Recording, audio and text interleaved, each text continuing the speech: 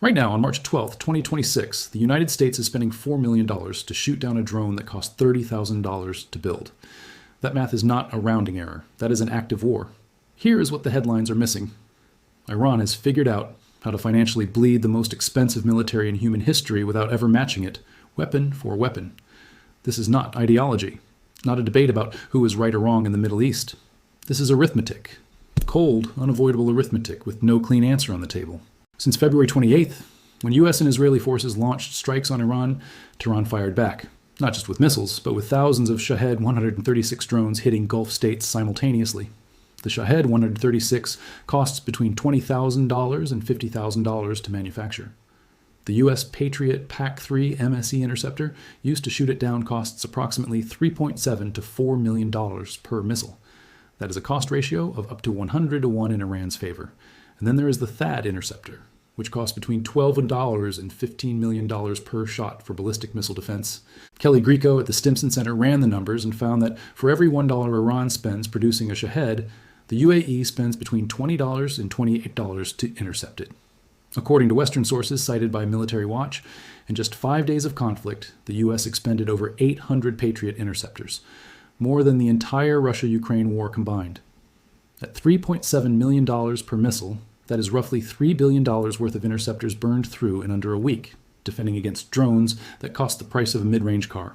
The New York Times reported the first week of operations against Iran cost approximately $6 billion total, with around $4 billion spent on interceptor missiles alone. That is 1 week. Iran launched over 2,000 Shahed drones in the opening days of the conflict.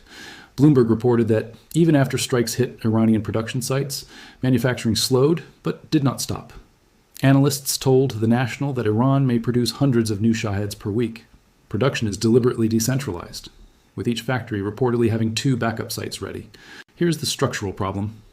Lockheed Martin produced a record 620 PAC-3 MSE interceptors across all of 2025, its highest annual output ever. The U.S. burned through more than that in 5 days. Replacing 800 interceptors at current production rates would take over 15 months of nonstop manufacturing. Meanwhile, Iran can replace its drone losses in a matter of weeks. The Pentagon signed a framework with Lockheed to eventually triple PIC-3 output to 2,000 missiles per year. But that target is years away from being fully operational. What this suggests is that U.S. air defense was designed for a different era, fewer, more predictable inbound missiles, not synchronized swarms of thousands of cheap drones across 6 countries. In my view, this is the single most consequential military development of 2026 so far. Not the nuclear site strikes, not carrier repositioning. The interceptor math playing out right now. Every defense ministry from Beijing to Pyongyang is watching and running the same numbers Iran figured out a decade ago. The lesson is clear and it requires no translation. You do not need to match America's technology. You need to make that technology economically unsustainable to operate. No defense budget increase alone can fix that structural problem. In December 2025, the U.S. quietly unveiled its own version of the Shahed 136, called Lucas, the low-cost uncrewed combat attack system, costing $35,000 per unit. America reverse-engineered Iran's drone. The world's most powerful military copied the weapon of the country it has sanctioned for 40 years. The math forced that decision. If real numbers behind the headlines are why you come here, hit like now. Drop a comment. Does the U.S. have a viable answer to this cost problem, or is the math running away? Because next, we go inside Iran's drone industrial complex. How it was built under full sanctions, who supplied the components, and why every effort to stop it failed. Stay with me. Here is a fact almost no outlet has stated plainly. Microchips inside drones hitting U.S. bases in the Gulf were partly made in America, routed through shell firms in Turkey and China. When Ukrainian forces analyzed downed Shahed drones in Kyiv in 2022, what they found surprised Western intelligence. A single Shahed 136 contained at least 12 U.S.-manufactured microchips inside. Ukraine's defense intelligence, documented by the Wall Street Journal, found that improved Shahed 136 variants contain at least 75 identified foreign components.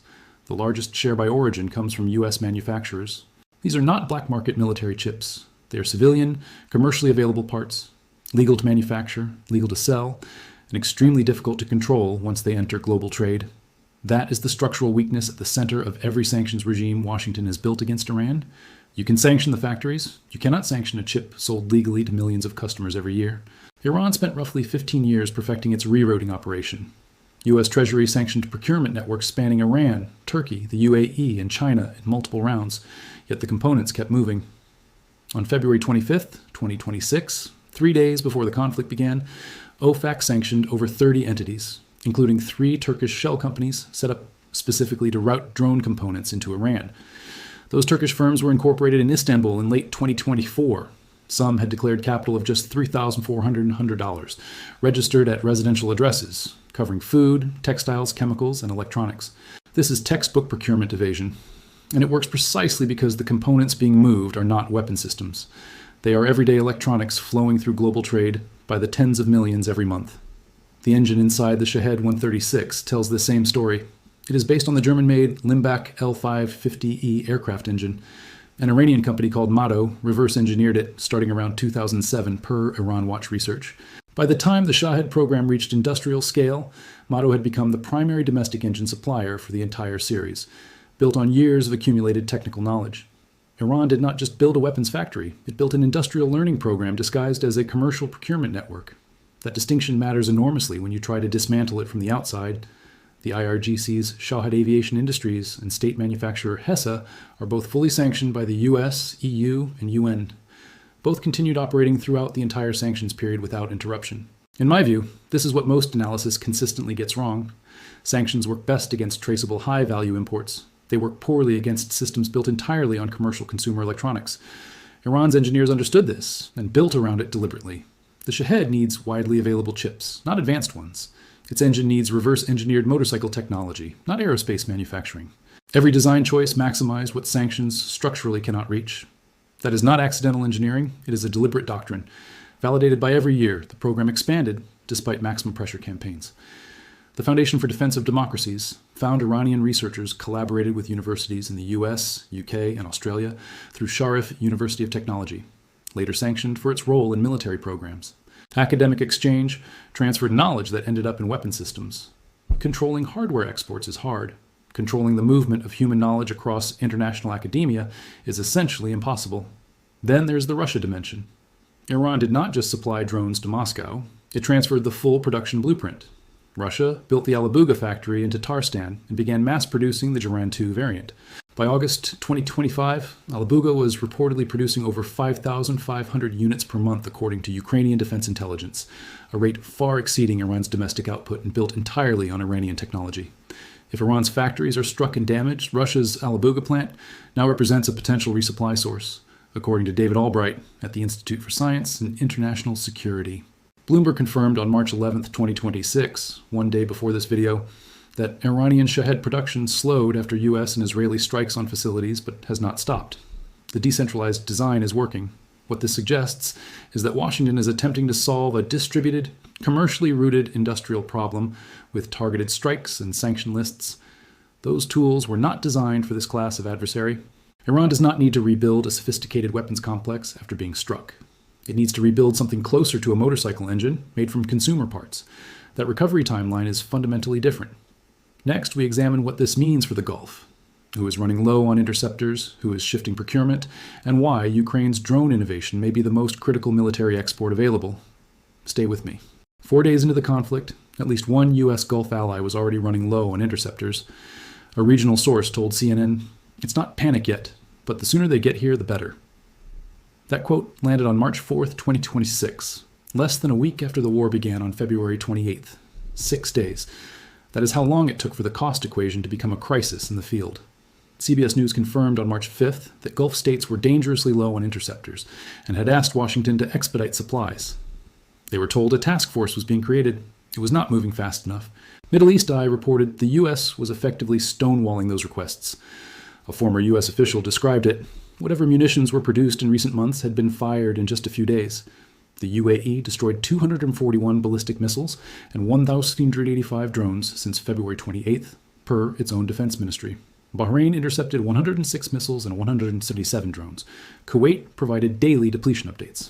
As a general operational rule, defenders are expected to fire 2 to 3 interceptors per incoming projectile. Apply that ratio to the UAE's numbers, and the expenditure becomes visible immediately.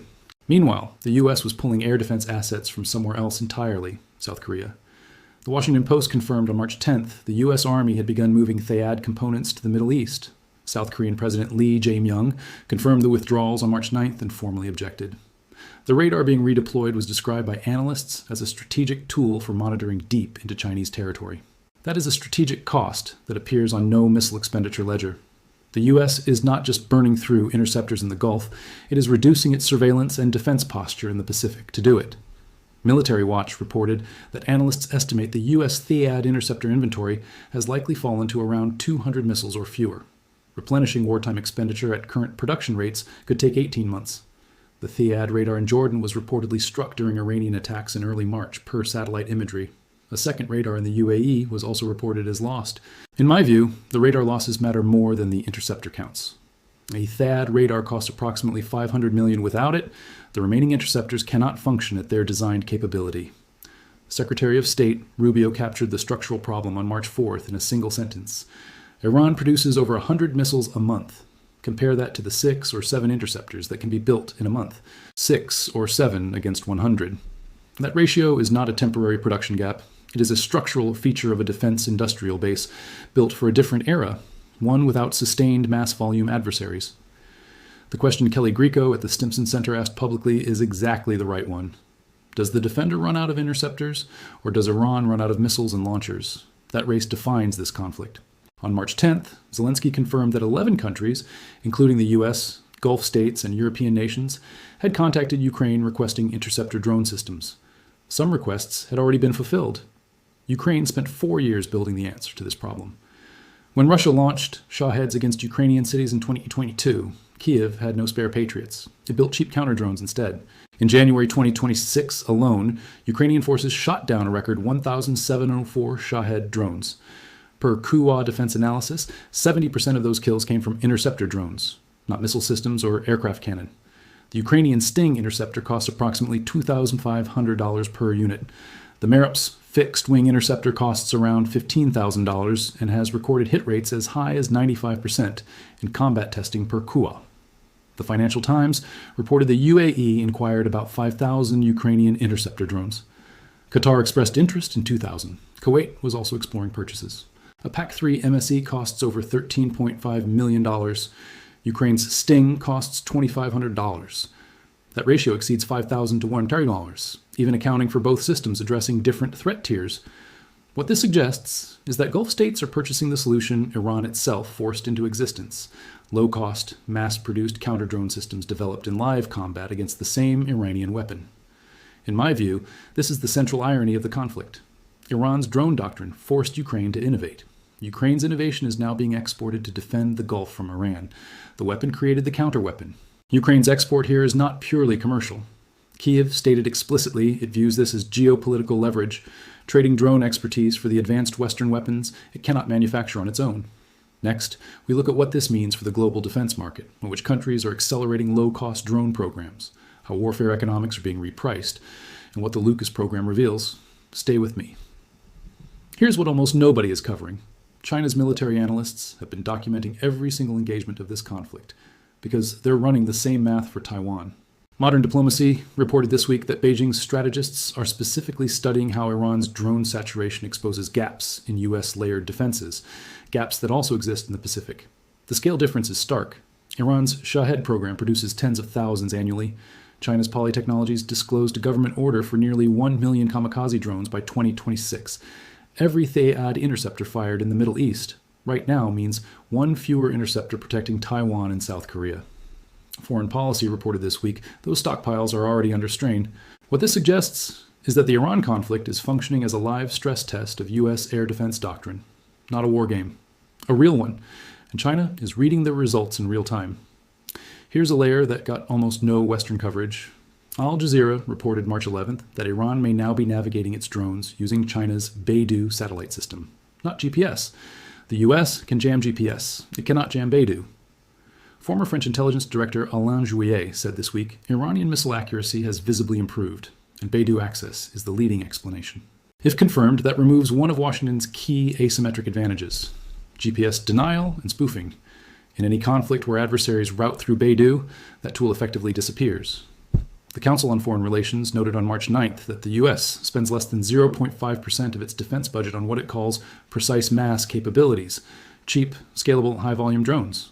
That number explains why the cost gap exists. The U.S. defense procurement model was built around exquisite, low-volume, high-precision platforms. Iran built around volume. Those are different industries. But the pivot is underway. The Pentagon's Drone Dominance Initiative is now targeting 300,000 to 340,000 small drones over roughly 2 years, with unit cost targets in the low thousands of dollars. Tens of thousands of one-way attack drones are expected to enter U.S. service in 2026, scaling toward hundreds of thousands by 2027, according to Defense.info reporting from this week. Lucas sits at the leading edge of that shift. The CFR confirmed on March 9th it was reverse engineered from Iran's Shahed 136 and moved through the Pentagon acquisition pipeline in just 18 months. In my view, Lucas matters not just as a weapon, but as a signal. The Pentagon has formally acknowledged that the era of exclusively exquisite, low-volume, high-cost platforms as the primary tool is over. Dara Massakat of the Carnegie Endowment said this week that Ukraine built the answer to this problem 4 years ago under live fire, and is now selling that knowledge to Gulf states and Washington. George Barros of the Institute for the Study of War was more direct. None of Iran's tactics are novel. Everything used here was visible in Ukraine for years. The question is whether the U.S. adapts in time. The SM-6 naval interceptor, critical for carrier group defense, averages roughly 120 units produced annually per foreign policy. The Atlas Institute warned this week that rate faces serious pressure. Here's what most coverage is missing. The problem isn't just inventory depth, it's production geometry. A mass production threat cannot be solved by a craft production supply chain. Those are different systems. Korea Times reported today that Seoul is drawing identical conclusions. North Korea received Shahed drone technology through Russia. South Korea's Cheonggung-2 interceptors cost $1.5 million each. Ukraine's architectural answer is layered cost symmetry. $20,500 interceptor drones at the bottom tier, electronic warfare in the middle, expensive missile interceptors reserved strictly for ballistic threats. That's the model Gulf states are now buying from Ukraine. And it's the model the Pentagon's drone dominance program is attempting to replicate at industrial scale inside the U.S. defense supply chain. What this conflict has already permanently changed is the procurement logic of every serious military on Earth. The question is no longer, how precise is the system? It's, how many can we build and how fast? That is a structurally different question than Western defense primes have been paid to answer for 30 years. The answer to it looks more like consumer electronics manufacturing than a defense contract. In my view, this conflict will be studied not for what it decided about Iran, but for what it revealed about defending with expensive systems against cheap ones at mass scale. The math still favors the attacker.